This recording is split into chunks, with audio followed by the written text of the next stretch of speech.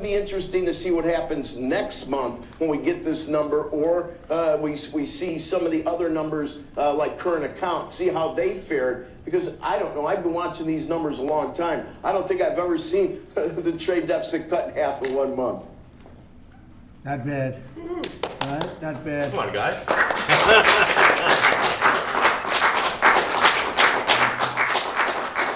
Yeah. I see Howard and Scott are here, so it's great. You guys want to stand over here? You might as well. You're the ones that help produce those numbers, and it'll only get better. The tariffs are so important, and that's why we were so happy with the decision yesterday where the tariffs continue, because without the tariffs, our nation would be imperiled. We would really be imperiled. I think I can say that with great surety, Scott and Howard. And so we were very happy to get that decision, that big decision yesterday. And today it's about a man named Elon, and he's one of the greatest business leaders and innovators the world has ever produced. He stepped forward to put his very great talents into the service of our nation, and we appreciate it. And I just want to say that Elon has worked tirelessly helping lead the most sweeping and consequential government reform program in generations. And you know the kinds of things that he's found and his people have found. He's brought a group of very smart people in, and they found things that are pretty unbelievable. I have to say that the numbers that we're talking about are substantial, but they're going to be very much more substantial with time, because many of the things that we're working on right now, we're going to have to remember Elon as we find them, but the numbers could double and triple because many things, we don't want to go out with them until we're sure, but we've found things that are unbelievably stupid and unbelievably bad. With the Department of Government Efficiency, Elon's delivered a colossal change in the old ways of doing business in Washington. DOGE has installed geniuses with an engineering mindset and unbelievably talented people in computers. I actually asked Elon one time, what's their primary thing? And they have a lot of primary things, all having to do with being smart. But he said the thing that they're really the best at is working with computers, so that they can't be outsmarted by somebody that's not so honest, that happens to also be good with computers, but not as good as these people. But the mindset in the senior ranks of every federal department, and it's really changed. And with Elon's guidance, they're helping to detect fraud/waste and modernize broken and outdated systems. So as you know, we're talking about various systems and changing systems. And you know, sadly, it takes a long time to do that. You'll change, let's say, a system at IRS and computerize it properly, where the job can be done in 1/10 the time, but it takes sometimes years to rebuild those systems. But we've started, in many cases, I will say that this has less to do with Elon, but the air traffic control systems, we're bidding out to the best companies in the world, those systems right now. They were what the previous administration was horrible what they did. They spent billions and billions of dollars, and in the end, it didn't even come close to working. They tried to hook up wire to copper, and it can't be done. And they just spent billions of dollars and just wasted money. Actually made the system much worse. So we're going to get a brand new modern system. Congress is working with us on that, and we're going to get it done as quickly as we can. But it's in the works, and once it's done, it'll be good for 30 years. But we have a system that's 48 years old and would have a modern computer hooked into a very outdated computer, and they don't hook up. I mean, they didn't hook up. So after spending billions of dollars, they turned on the system, and in never any cases, from local to countrywide, they never worked.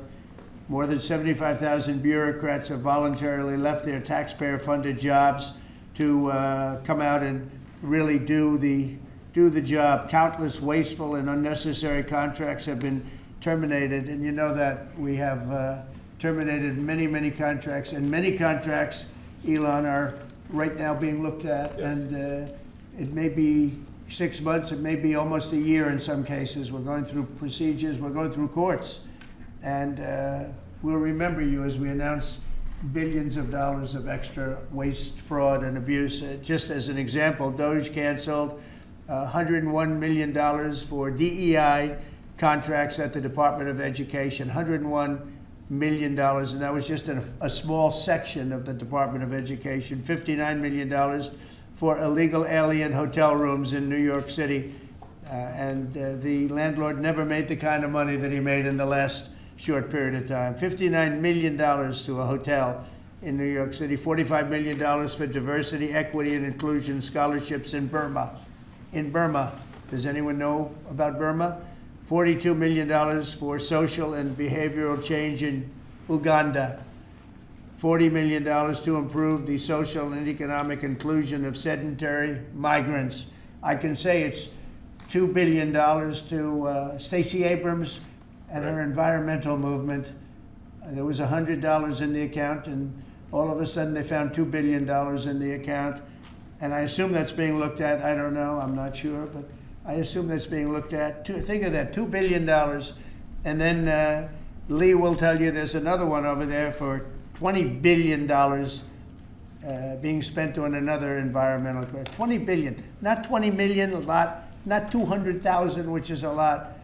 So think of it, in her case, you have $100, and now all of a sudden she gets hit with an infusion of $2 billion just before I take office. $20 million for Arab Sesame Street in the Middle East.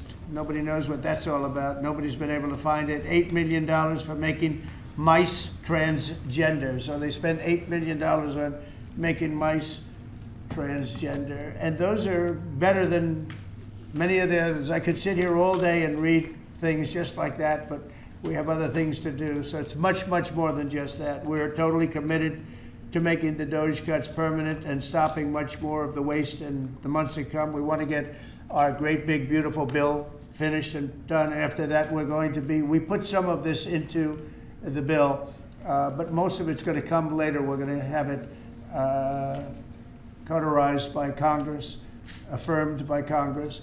In some cases, we'll make cuts. In some cases, we'll just use it in a different layer to save the money. But it's hundreds of billions of dollars. DOGE has also fully modernized the federal retirement process and continues to work very hard on the IRS modernization. But we're taking that over with DOGE. Many of the DOGE people, Elon, are staying behind, too, so they're not leaving.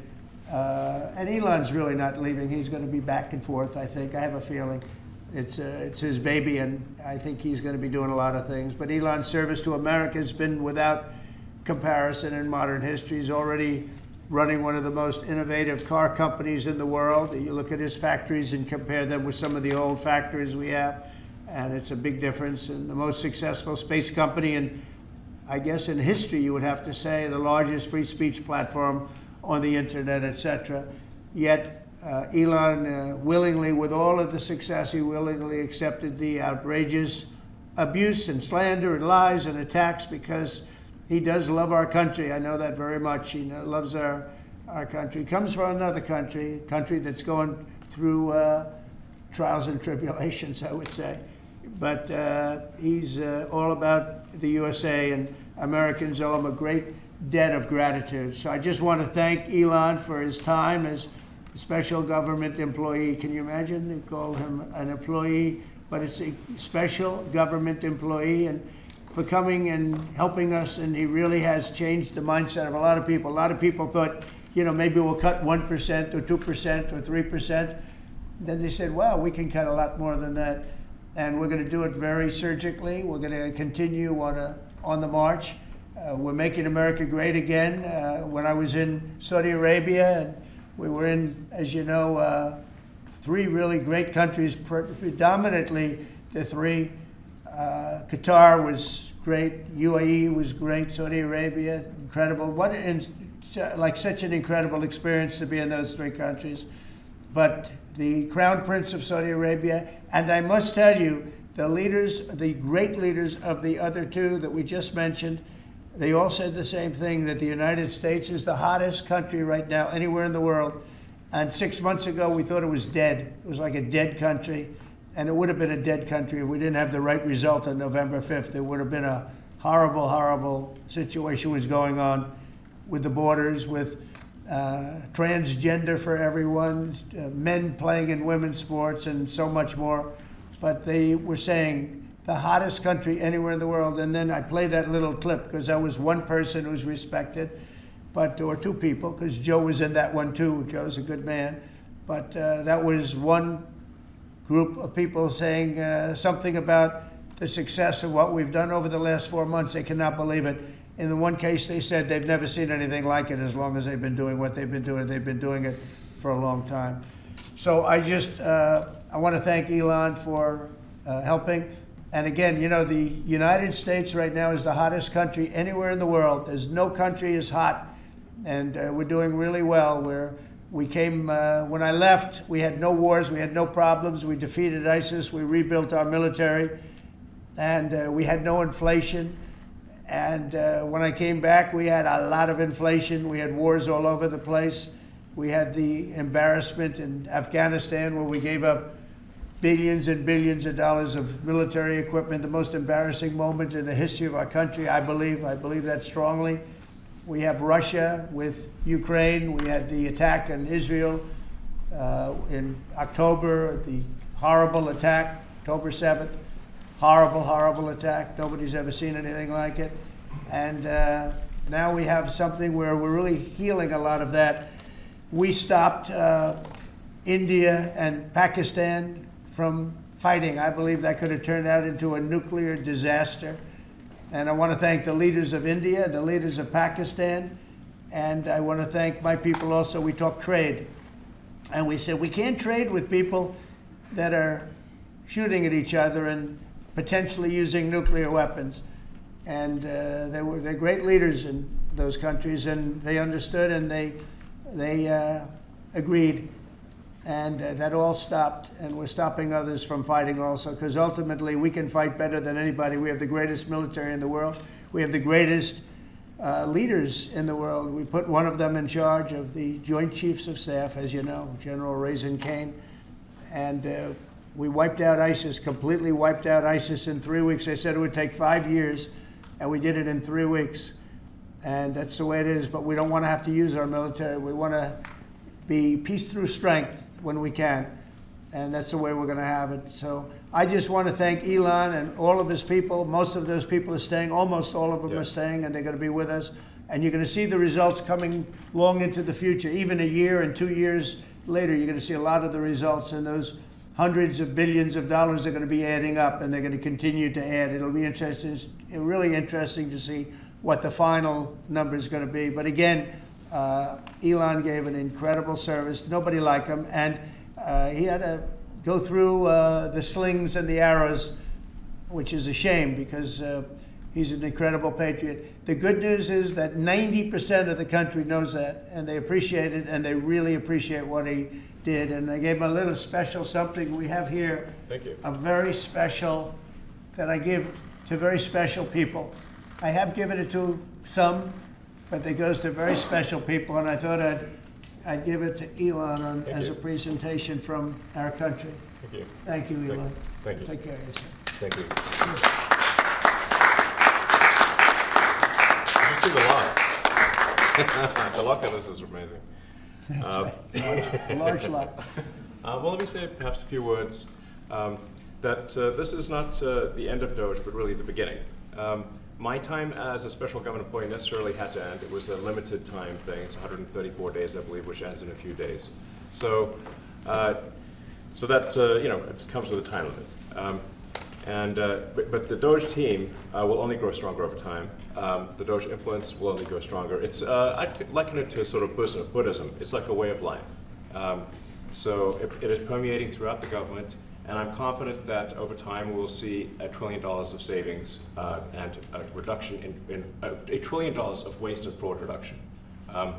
The calculations of the DOGE team thus far, in terms of an FY25 to FY26 delta, are over 160 billion, and that's climbing. We expect that number will probably go over 200 billion soon.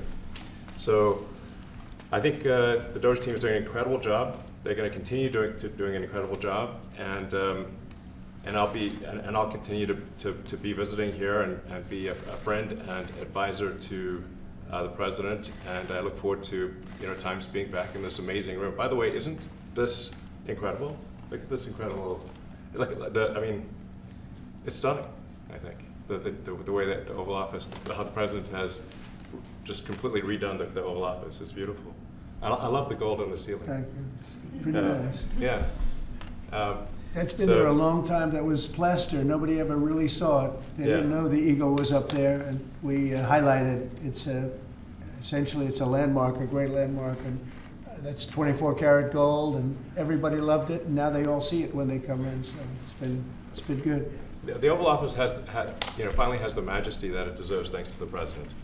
So I look forward to continuing to be a friend and advisor to the president, continuing to support the DOGE team, and we are relentlessly pursuing $8 trillion in waste and fraud reductions, which will benefit the American taxpayer.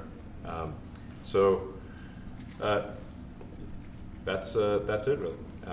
Thank you, Mr. President. Thank you. Right. Great job. Thank you. Thank you, President Trump.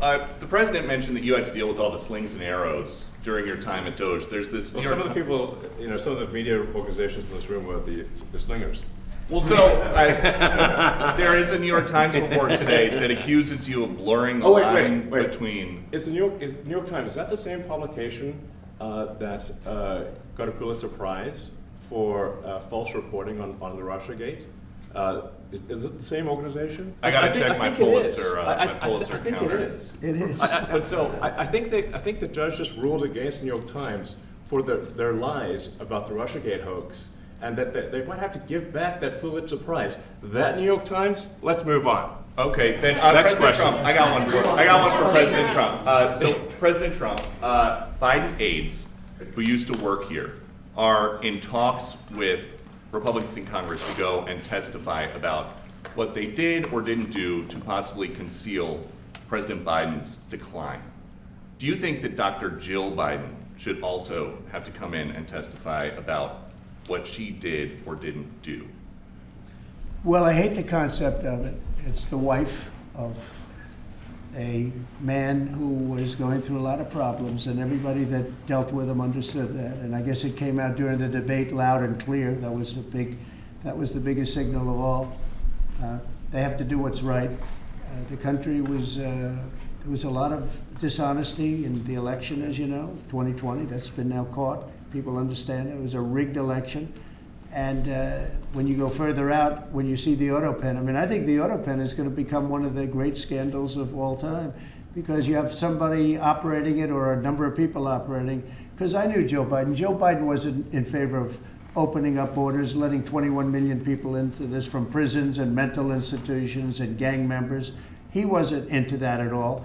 And who signed these orders, proclamations, and all of the different things that he signed that set our country so far back, that was so bad for our country? With the auto pen, how would it work? Like, we're in the Oval Office right now. If there was a group of rogue staffers that worked for you who wanted to advance a bill or an executive order without your knowledge, how could they do it? How do they go Well, it's very behind hard, the because president's I'd back? read your newspapers or your media the next day, and I'd say, well, I didn't approve that, and I would find it. I mean, they wouldn't get away with it for long, because I'd say, I never signed that. Who the hell signed that?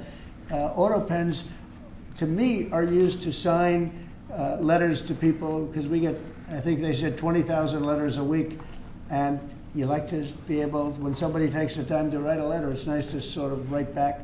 And auto pens are meant for that. Auto pens are not meant to sign major proclamations or tax cuts or borders, anything having to do with the border, which is so important. And if it happened on my watch, I would be able to see it, because the next day or sooner I'd be reading about something that I knew nothing about, and who the hell signed this?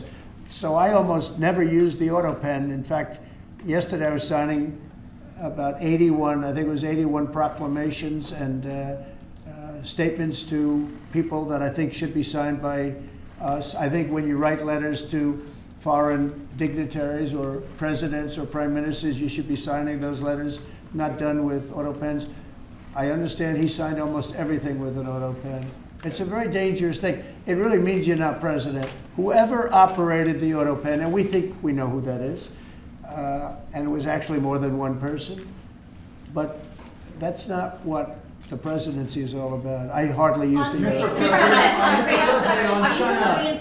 the tariffs on China, you said that they violated the agreement with the U.S. Well, they did. They violated a big part of the agreement we made. You know, if you read that whole statement, I was very nice to them. I helped them because they were in trouble with the stoppage of a massive amount of business. But I'm sure that I'll speak to President Xi and hopefully we'll work that out. But yeah, there's a violation of the agreement. Yeah, please. Mr. President, can you give us an update to the latest ceasefire agreement that Israel has agreed to, but Hamas is still considering?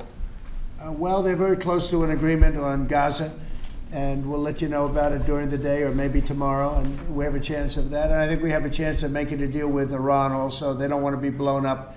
They would rather make a deal, and I think that could happen in the not too distant future. That would be a great thing if we could have a deal without bombs being dropped all over the Middle East. That would be a very good thing. They can't have a nuclear weapon. We want them to be safe. We want them to have a very, very successful nation. Let it be a great nation, but we can't have that. They cannot have a nuclear weapon. It's very simple. And I think we're fairly close to a deal with Iran. Mr. Musk, question for Elon. Yeah, please. You said just now that you look forward to being a friend and advisor to the president. So do you expect to continue advising the president and DOGE informally, or are you going to sort of shift your focus entirely to your companies?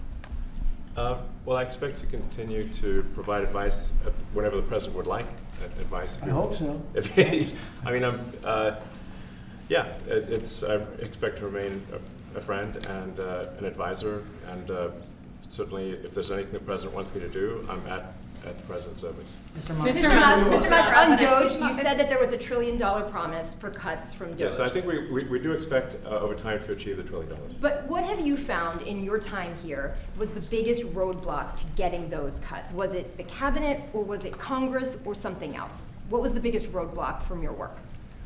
It's mostly just a lot of hard work.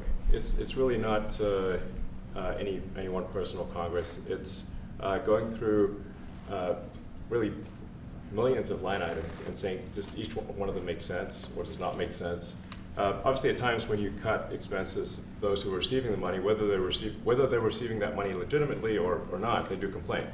And you're not going to hear someone confessing that they received money inappropriately. Never. They're going to always say that they received money appropriately for an important cause. Naturally, that's what you'd expect. So we just have to. It's just a lot of work going through the vast expenses of the federal government and just really asking questions. What's this money for? Are you sure it's actually being used well? Many times we can't even find anyone who defends it. So for a lot of the expenses, there's actually no defender at all. And then we have to just work through the process of stopping the spending, where there's often literally no defender. Nobody even knows why the money's being spent. It's truly absurd. I mean, we find situations where there are millions of software licenses with 0 people using them. 0. Exactly. This is the quizzical expression. You're like, surely, if there's millions of software licenses, someone should be using them. No, and then we've got to go through the process of saying, okay, look, if no one's using the software, we need to terminate this software license agreement. That's everywhere in the government, by the way. Mr. Musk, what do you think would be easier, colonizing Mars or making the government efficient? It's a tough call, but I think colonizing Mars and making life multi-planetary is harder. And as I said, we do expect to achieve over time the $1 trillion of savings. We can't do it in like a few months, but if you say by I think the official end of DOGE, which the president may choose to extend, is the middle of next year. Say by the middle of next year, with the support of the president and Congress, could we achieve $1 trillion of savings? I think so. We're on track to do so. Do you have faith that Congress is going to? Mr. Musk. Go ahead. Thank you, Mr. President. You had mentioned earlier in the week that DOGE had become a whipping boy, and as the president mentioned, you went through a lot to go through this process. Yeah. Was it worth it for you, and what would you change? Yes, so what we found was happening was that if there were any cuts anywhere, then people would assume that was done by DOGE. And so we became like essentially the DOGE boogeyman, where if any cut anywhere would be ascribed to DOGE. A friend of mine's daughter who's at law school at Georgetown thought that DOGE had cut the Senate, internships the legal internships for the Senate, and we have nothing to do with that. So if they have been cut, it's not to do with us, just as an example. So, it just became a bit ridiculous where any cut anywhere was somehow DOGE, including things that made no sense, and we would agree made no sense. There are many things that occur in the government because it's the banal evil of bureaucracy. It's sort of the frankly largely uncaring nature of bureaucracy. It's as the great Milton Friedman said, money is spent most poorly when it is someone else's money being spent on people you don't know, and that's how federal spending is. And then you can't really even blame the individuals because the way the government works is complaint minimization. So when you do try to, when someone within the government tries to stop money being spent, there's usually someone that complains. And then their manager will say it's not worth the trouble, just pay it anyway. That happens over and over again. So was it Mr. worth Musk? I think it was an important thing. I think it was a necessary thing, and I think it will have a good effect in the future. Thank you, President Trump. Peter? This week there was a video on board a plane that showed the First Lady of France slapping her husband, Emmanuel Macron. Do you have any world leader to world leader marital advice for the Macrons? Make sure the door remains closed. That was not good. Yeah.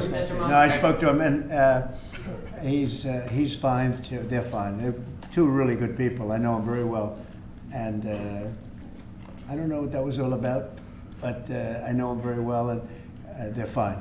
What do you think about this Democratic Party plan to avoid being swept in every battleground state again by spending $20 million to study how to speak to American men? Well, you know, they spent 2.8 billion. We spent 1.5. We spent much less. We spent about half of what they spent, and at the end they were $28 million short. They had to be. They spent 2.8 billion. It's a lot, but they couldn't get 28 million at the end, and now they want to spend. I read that they want to spend money to learn how to talk. That's fake. You don't want to be fake. You shouldn't have to hire consultants to say what America needs, because then the consultants should be running the deal, not them. But I read that they want to spend a lot of money in each state. So we won all 7 swing states, 7 out of 7. We won a lot more than that. We won the popular vote. We won everything, and they want to spend money to find out what they did wrong. And I mean, I could tell you what they did wrong. I could tell you every one of their programs. When they say men playing in women's sports, I would say that's not a winner. When they say transgender for everybody, I think that's not a winner.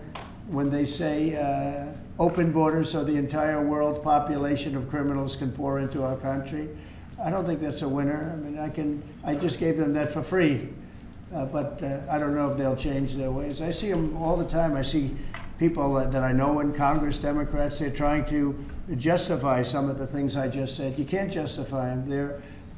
I always hear they're 80-20 issues. I say they're not 80-20, they're 97-3. They might be 99-1. They're not 80-20. They wish they were 80-20. And they're wasting a lot of money if they're going to continue with that nonsense. And this one's a little bit more of a page 6 question, but back when you hosted The Apprentice, you mentioned once in 2012 that Diddy was a good friend of yours back then. He has since found himself in some very serious legal trouble. Yeah, that's true. Would you ever consider pardoning him? Well, nobody's asked. You had to be the one to ask, Peter, but nobody's asked. But I know people are thinking about it. I know they're thinking about it. I think some people have been very close to asking. First of all, I'd look at what's happening, and I haven't been watching it too closely, although it's certainly getting a lot of coverage. I haven't seen him. I haven't spoken to him in years. He used to really like me a lot, but I think when I ran for politics, that relationship busted up from what I read. I don't know. He didn't tell me that, but I'd read some little bit nasty statements in the paper all of a sudden. It's different. You become a much different person when you run for politics and you do what's right. I could do other things, and I'm sure he'd like me, and I'm sure other people would like me, but it wouldn't be as good for our country. As we said, our country's doing really well because of what we're doing. So I can't, it's not a popularity contest. So I don't know, I would certainly look at the facts. If I think somebody was mistreated, whether they like me or don't like me, it wouldn't have any impact on me. Mr. President, on the big beautiful bill, would you like to see the Senate build in some support for your tariffs on the big beautiful bill, or should that be a standalone bill?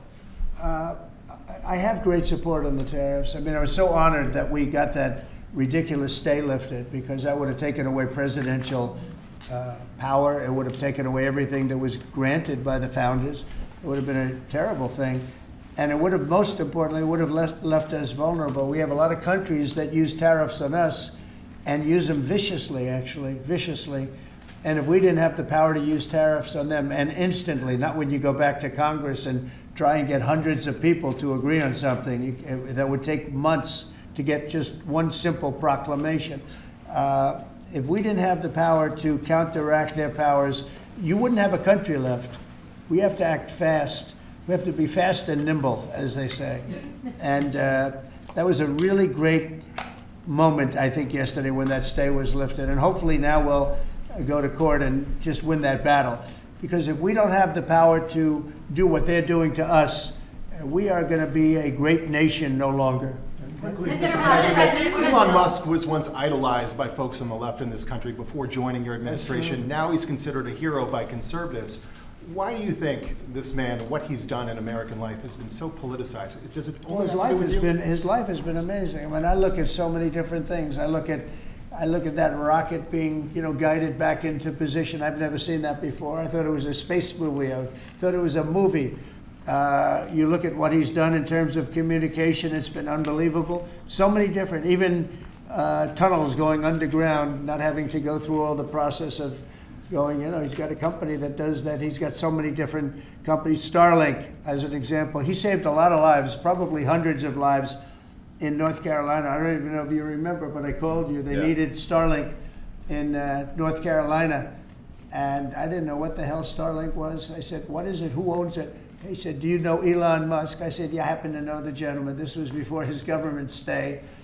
And they said, we really need it, because North Carolina was literally became an island. It was, people had no communication. They had no access to anything, and they were dying. And I called up Elon, and you can't get it because it's so successful. It's very hard to get. And he had so much of it brought over there, and they told me it was unbelievable. It saved a lot of lives. So, he's just done a lot of things.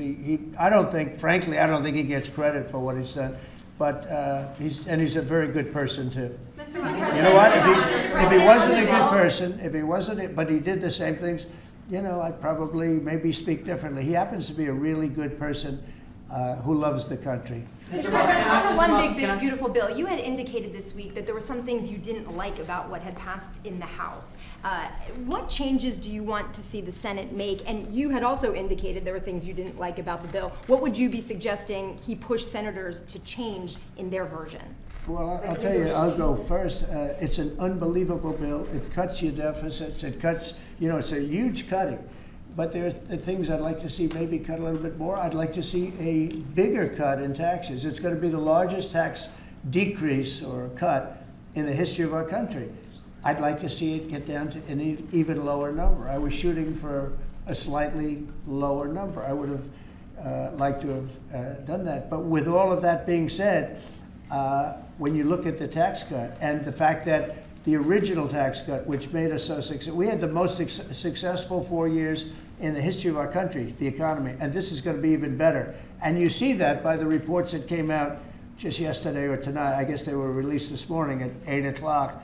You see the kind of numbers where somebody that's a pro is like, whoa, I haven't seen numbers like this since I've been doing this. These are human emotions of professionals that have never seen numbers like, and we've just started. The bill is a great bill. It's going to be jiggered around a little bit. It's going to be negotiated with the Senate, with the House. But the end result is it extends the Trump tax cuts. If it doesn't get approved, you'll have a 68% tax increase. You're going to go up 68%. That's a number that nobody's ever heard of before. You'll have a massive tax increase. If it does get approved, you'll have a large tax cut. the largest we've ever had. When you add the past tax cuts that we got you, the Trump tax, they call them the Trump tax cuts. It's an amazing bill. It does amazing things. With all of that, it's going to be adjusted a little bit over the next coming weeks, and I think it's going to be passed. The Republicans want to pass it. With all of the great things it does, including an extension of debt, it's the extension. We have to extend the debt. If we don't extend debt, we're in default. Now, the Democrats might like our country to be in default, but in 250 years, we've never been in default. That was handed to them by a very well-meaning man that gave it to them because he thought it was the right thing to do. It could have been their problem before the election, but this man thought it was the right thing to do, and he was well-meaning. I don't hold anything against him for that, but that was put on our plate when it should have been on the Democrats. September 28th, a famous date. It should have been taken care of by the Democrats, but this person, a man of power, gave it to us so that in June that comes due. Well, we have to take care of that, because if we don't take care of it, we have a country in default, and we don't ever want to have a country in default. You know, I'll tell you, a certain senator, Elizabeth Warren, said that she would never, ever allow a default on our debt. She would never let it happen, and she would like to get rid of the debt ceiling, what's called the debt ceiling. I call it the debt extension because we really need an extension, that she'd like to see that gotten rid of. And there are many people that agree. Many Democrats agree with that.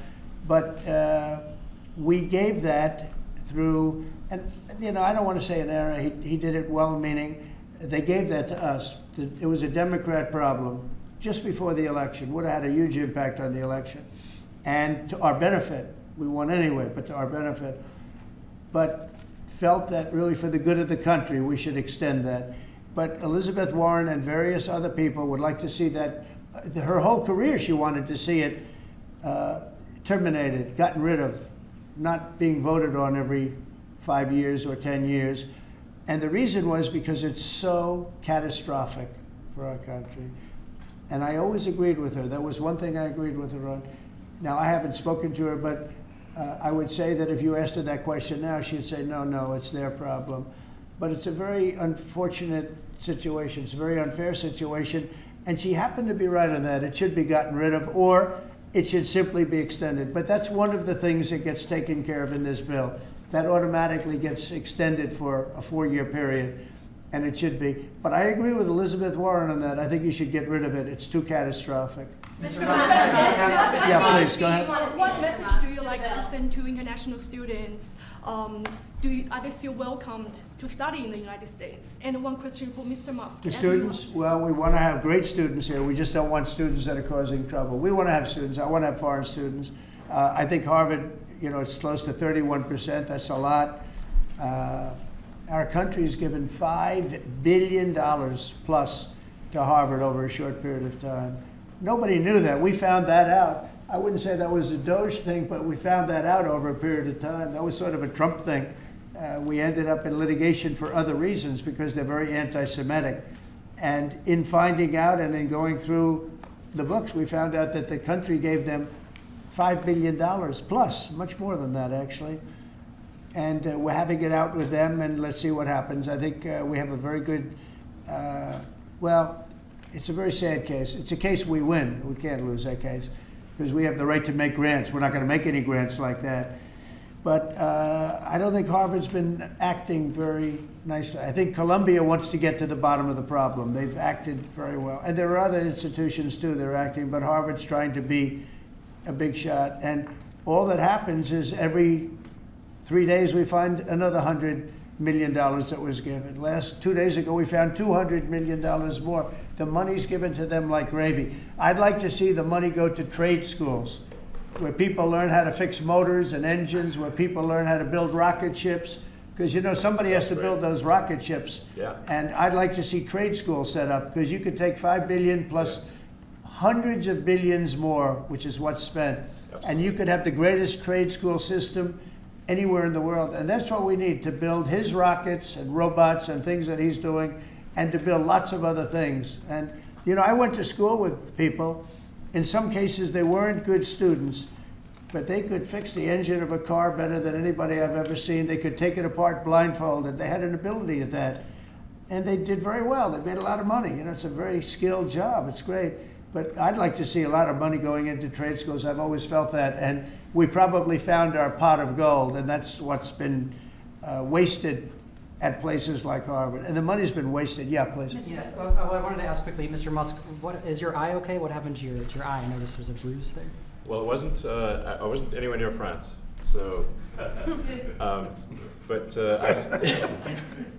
What does that mean? No, I didn't notice his eye. First lady of France. Getting slapped, you know.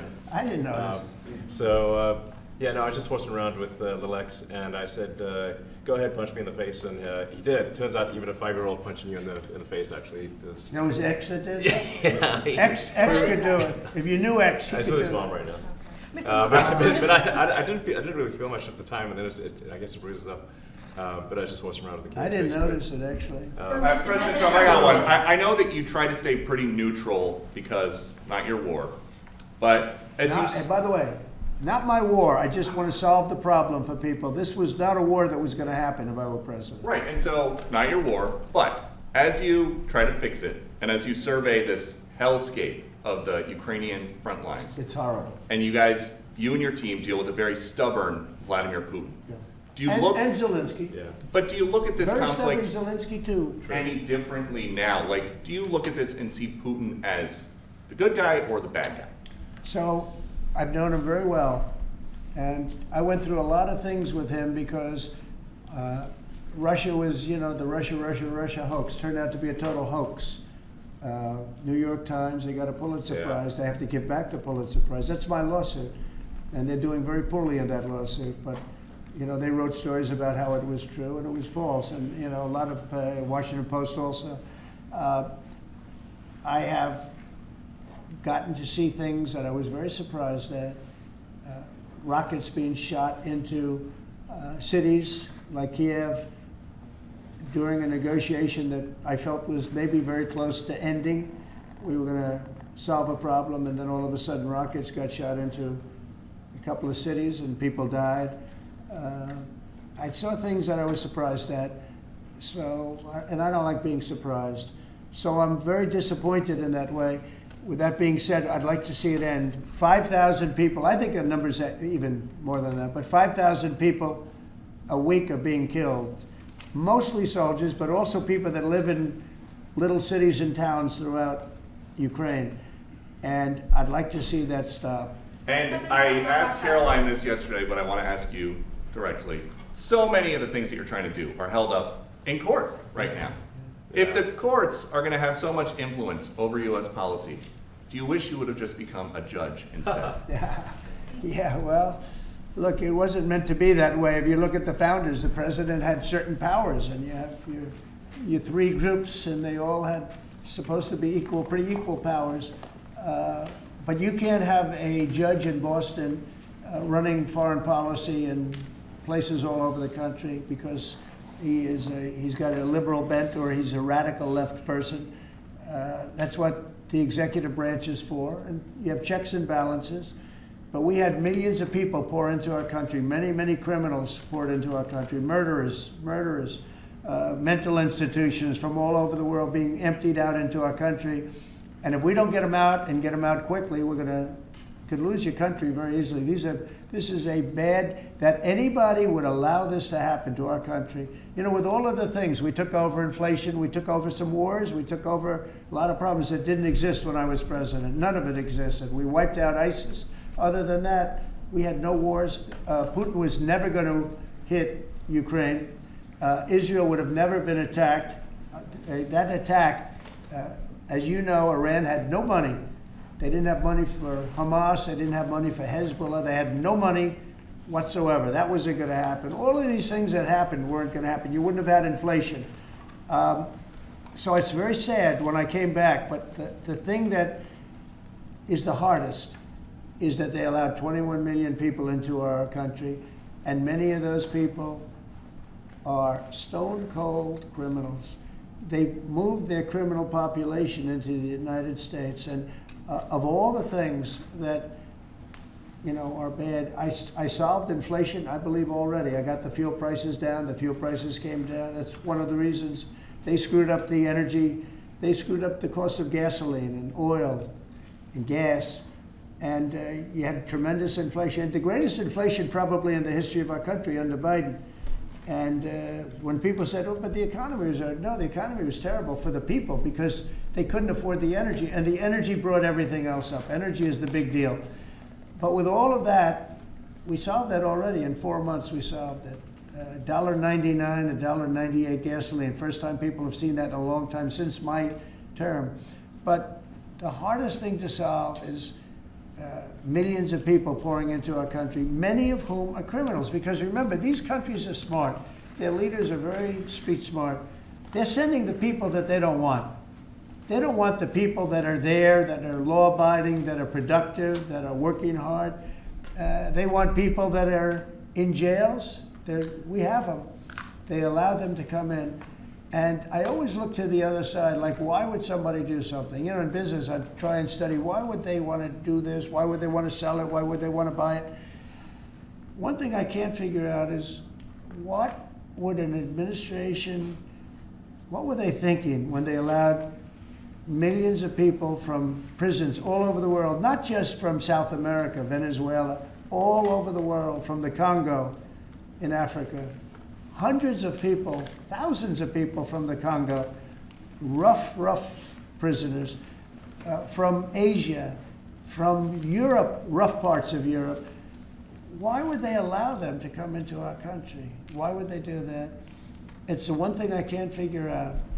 And I don't believe it was Joe Biden. I really don't. I mean, look, he's been a sort of a moderate person over his lifetime, not a smart person, but a somewhat vicious person, I will say. If you feel sorry for him, don't feel so sorry because he's vicious. What he did with his political opponent and all of the people that he hurt a lot of people, Biden. And so I really don't feel sorry for him, but he wasn't a person that would allow murderers to come into our country. He wasn't a person that was in favor of transgender for anybody that wanted it, take kids out of families, et cetera, et cetera.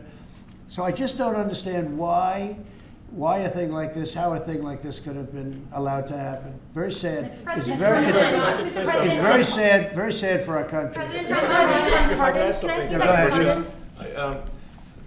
I think the fundamental moral flaw of the left is empathy for the criminals and not empathy for the victims.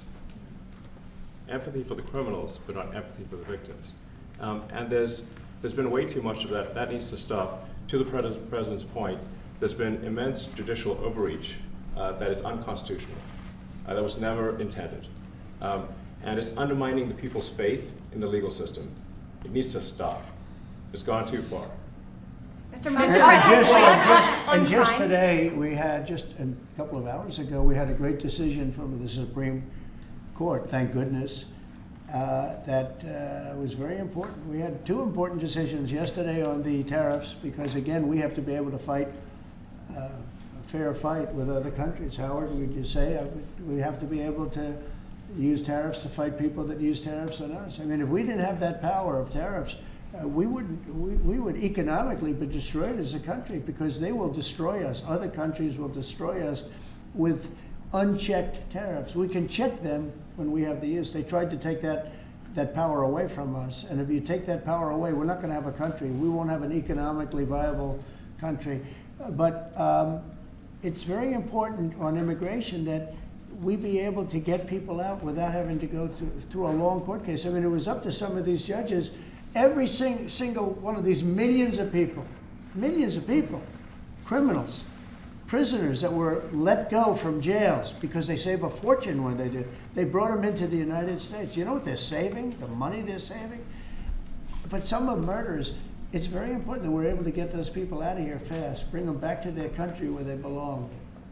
And those countries take them, because if they don't take them, they have to go through the wrath of the United States, and they take them. But we have judges that don't want that to happen. And it's a terrible thing. That's going through the court system right now, that whole situation. But when ICE and with Border Patrol, they've done an incredible job. When they do this incredible job, and they capture 100 killers and drug dealers, and we can't keep them for years here as we go through trials. We have to get them out rapidly, and we know who they are. We know who they are, and we're very careful about who they are, but we have to get them out rapidly, or again, we're not going to have a country. Okay? Maybe one or two more. Go ahead. Are you concerned that tariff may also affect companies like Tesla, which has parts manufactured abroad? And this is also to you, Mr. Musk. Well, he's going to end up building his whole car here. I mean, I thought he built his whole car. Pretty much he does. He's got incredible factories, and like I looked at one in Texas. It's unbelievable. No, all of the manufacturers will build their parts here too. I mean, it used to bother me. They make a part in Canada, a part in Mexico, a part in Europe, and it's sent all over the place, and nobody knew what the hell was happening. I think it's ridiculous. You build a car, make it in America, and I gave them a little leeway on that. You know, gave them some leeway. But over the next year, they've got to have the whole thing built in America. That's what we want. We want America to buy American-built cars. Thank you very much, everybody. Thank you, guys. Thanks, guys. Thank you, guys. How was your meeting with Jerome Powell? Good meeting. It was a good meeting. Are you considering? Thanks, guys. Keep going. Keep going. Keep going. Thank you. Thanks, guys. Let's go straight out here. Thank you. Thanks, guys. We can come back for the chords. Right, you want me to take the